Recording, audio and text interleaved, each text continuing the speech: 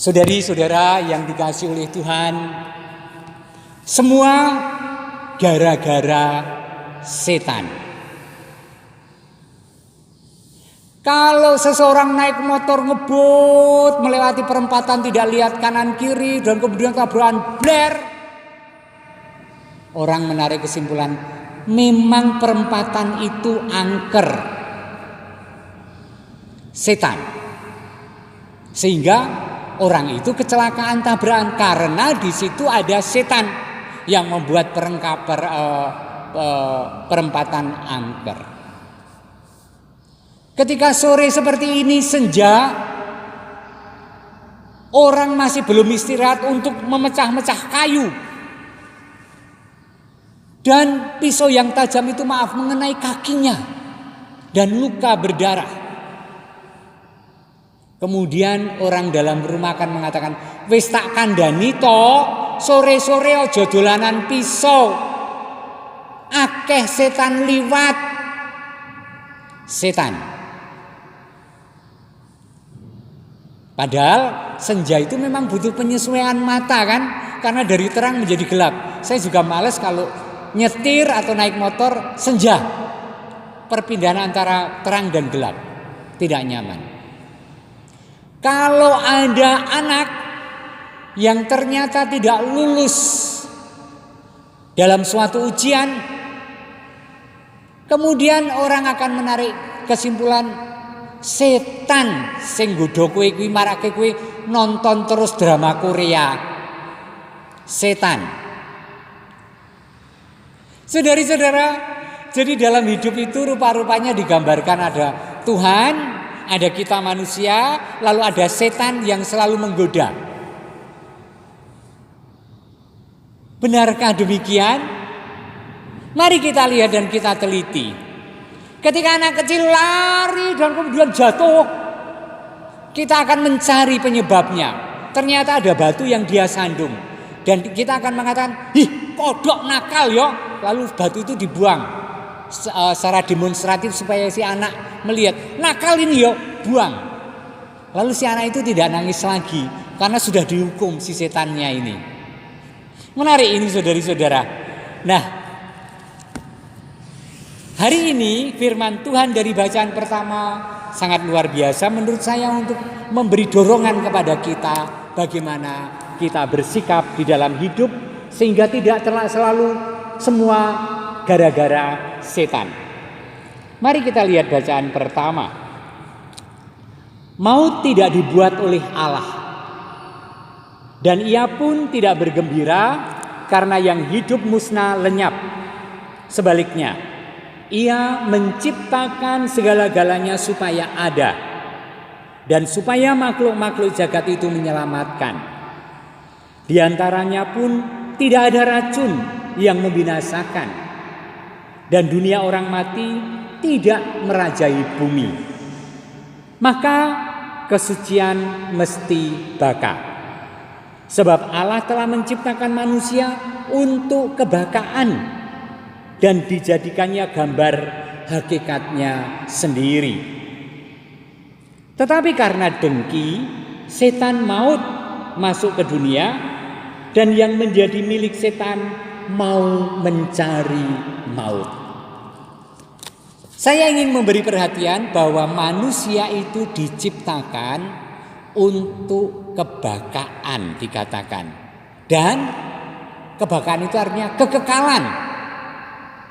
Dan diteruskan dan dijadikannya gambar hakikatnya sendiri. Jadi bukan hanya rupa kita itu seperti Allah, tetapi hakikat manusia diciptakan sehakikat dengan Allah. Ini sangat luar biasa kalau kita sadari. Jadi betapa martabat manusia setiap pribadi adalah martabat yang diciptakan oleh Allah, serupa Allah dan sehakikat Allah. Maka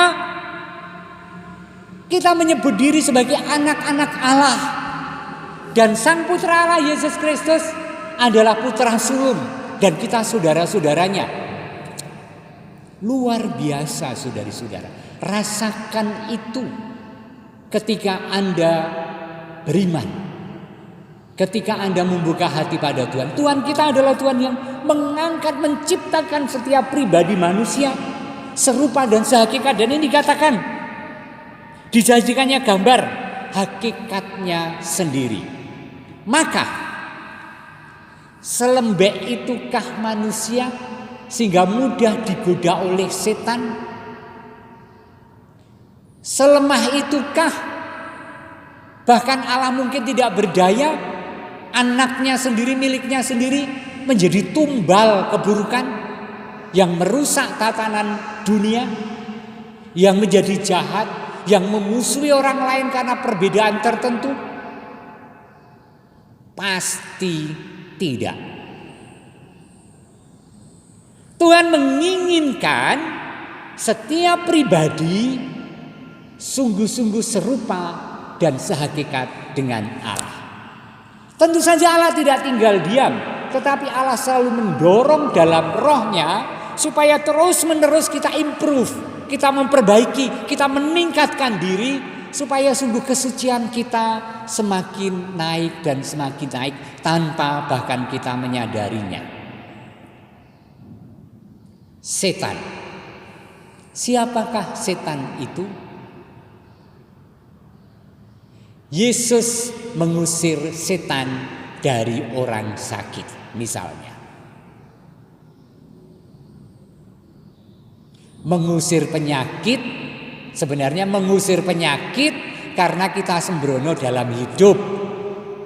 Lalu kemudian diletakkan sebagai setan pihak luar. Padahal setan diantaranya adalah kecenderungan untuk melawan perintah Allah dan manggugu karpe dewe, semau gue, seenaknya sendiri.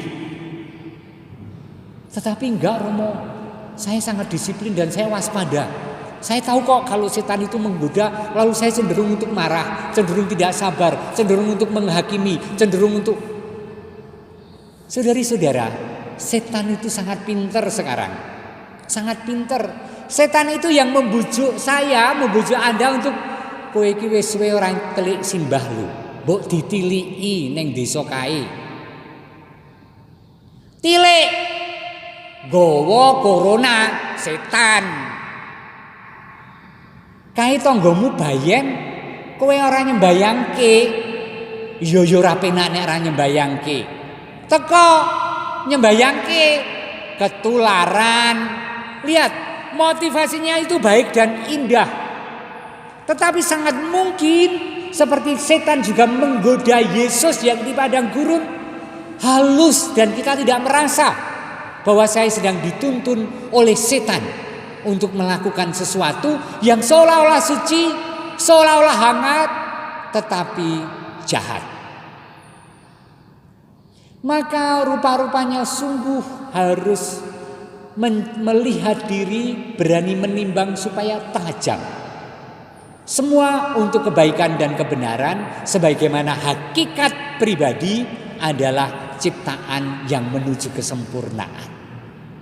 Maka saudari-saudara, ayo mewaspadai kecenderungan jahat, nafsu-nafsu yang tidak terkontrol, yang menjadikan kita menyetujui itu dan menjadikan kita dosa dan jauh dari Allah.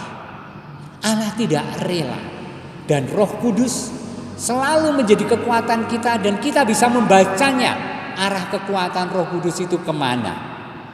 Dan beranilah untuk tunduk pada Allah, sehingga tidak akan pernah memberi setan campur tangan untuk kita, dan kita menjadi semakin sempurna. Ku mau sepertimu Yesus, disempurnakan selalu dalam setiap langkahku, memuliakan